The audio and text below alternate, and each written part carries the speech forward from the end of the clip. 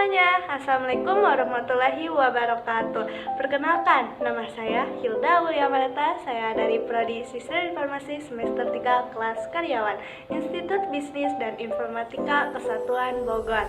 Nah, di sini saya akan menjelaskan apa sih SDLC itu, ada apa aja sih fase yang ada di SDLC.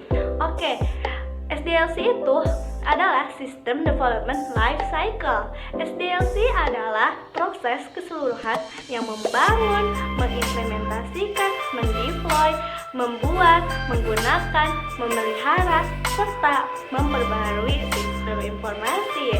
Ada apa aja fase yang di SDLC? Yang pertama, fase planning. Yang kedua, fase analisis. Yang ketiga, fase desain. Dan yang keempat yaitu fase implementasi. Oke, saya di sini akan menjelaskan fase planning. Fase planning itu apa sih? Fase planning adalah tahapan perencanaan yang proses dasarnya memahami mengapa sih sistem itu harus dibuat dan menentukan bagaimana tim project akan membangun sistem tersebut. Di fase planning ini mempunyai aktivitas. Aktivitas fase planning itu ada apa aja? Oke, kita simak sama-sama. Yang pertama ada fase define the problem. Yang kedua produce the project schedule. Yang ketiga confirm the project feasibility. Yang keempat start the project. Yang kelima launch the project. Oke, saya di sini akan mengulas yang dari pertama yaitu define the project. Oke, simak ya. Define the project, mendefinisikan masalah.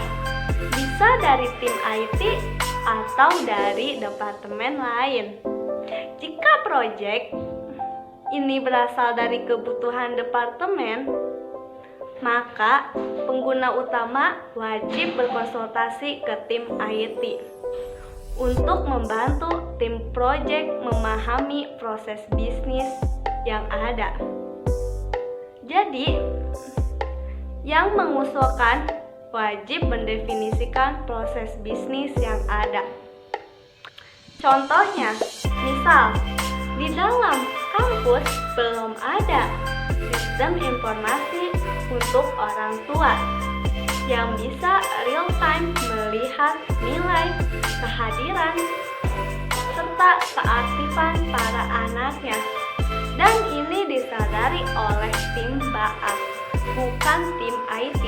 Maka ini merupakan kebutuhan dari tim departemen atau BAAK. Maka tim BAAK wajib berkonsultasi ke tim IT untuk tim IT memahami proses bisnis yang ada. Lalu, jika sistemnya belum ada, tapi kebutuhannya ada, maka BAAK dan tim IT wajib mendefinisikan proses bisnis yang ada. Namun, jika ini bukan berasal dari departemen, maka harus mendefinisikan masalahnya. Mengapa sistem ini perlu dibuat? Dan mendefinisikan proses bisnis yang ada. Setelah itu, identifikasi ruang lingkup, yaitu deskripsi. Masalahnya tuh apa? Manfaat bisnisnya tuh apa? Dan kemampuannya tuh apa? Kemampuan sistemnya ya. Oke, misal orang tua tidak bisa memantau nilai dan kehadiran para anaknya. Orang tua tidak bisa tahu apakah anaknya mengikuti jam perkuliahan atau tidak, dan orang tua tidak bisa melihat nilai anaknya. Jika anaknya ngasih tahu baru, kalau tidak kan tidak tahu orang tuanya. Itu adalah masalah. Dan manfaatnya tuh apa? Orang tua bisa lebih trust kepada intuisi. Dan orang tua bisa merekomendasi kepada teman-temannya agar menyekolahkan anaknya ke kampus tersebut. Kemampuan sistemnya tuh apa? Misal, bisa diakses melalui handphone. Dan itu kemampuannya. Yang kedua, feasibility analysis yang mencakup 3 aspek kelayakan. Yang pertama, technical feasibility. Fokusnya, mampu gak sih sistem ini dibuat? Maka pertanyaan yang harus digali yaitu seberapa familiar organisasi dengan aplikasi. Semakin asing, semakin pula besar resikonya. Seberapa familiar teknologi organisasi, semakin asing, semakin besar pula resikonya. Yang ketiga, project size.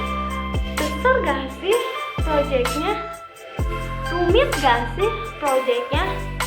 Jika semakin besar, semakin rumit, maka semakin besar juga resikonya. Compatibility. Sistem yang dibuat bisa gak integrasi dengan teknologi exciting? Semakin sulit, semakin besar juga resikonya. Yang kedua, economic feasibility. Fokusnya, jika kita membangun sistem ini, dapat value bisnisnya gak sih? Menguntungkan gak sih? Maka pertimbangkan. Yang pertama, biaya development, yaitu biaya pengembangan sistemnya. Yang kedua, biaya operasi, yaitu biaya database. Yang ketiga, annual benefit. Dia bisa gak sih menghemat cost atau meningkatkan revenue? Yang terakhir, intangible benefit and cost. Yang terakhir, organization feasibility. Jika kita buat, berguna gak sih? Maka yang harus digali, pertama, project champions. Yang kedua, senior management. Yang ketiga, user. Yang keempat, stakeholder lainnya. Dalam fase planning, mempunyai deliverable atau output dan dibagi dalam 2 chapter. Chapter pertama yaitu identify opportunity, deliverable-nya system request. Chapter pertama yaitu analyze feasibility, deliverable-nya feasibility study. Dan chapter kedua develop work plan, deliverable-nya project plan. Dan chapter kedua start project, deliverable-nya staffing plan. Dan yang terakhir, control dan direct project, deliverable-nya standard list dan risk assessment. Maka dari itu, fase planning mempunyai tujuan. Tujuannya apa sih? Tujuan dari fase planning adalah untuk organisasi mengembangkan rencana yang ingin dicapai agar rencana itu tercapai. Sekian dari saya. Mohon maaf bila ada salah-salah kata. Wassalamualaikum warahmatullahi wabarakatuh. Bye-bye.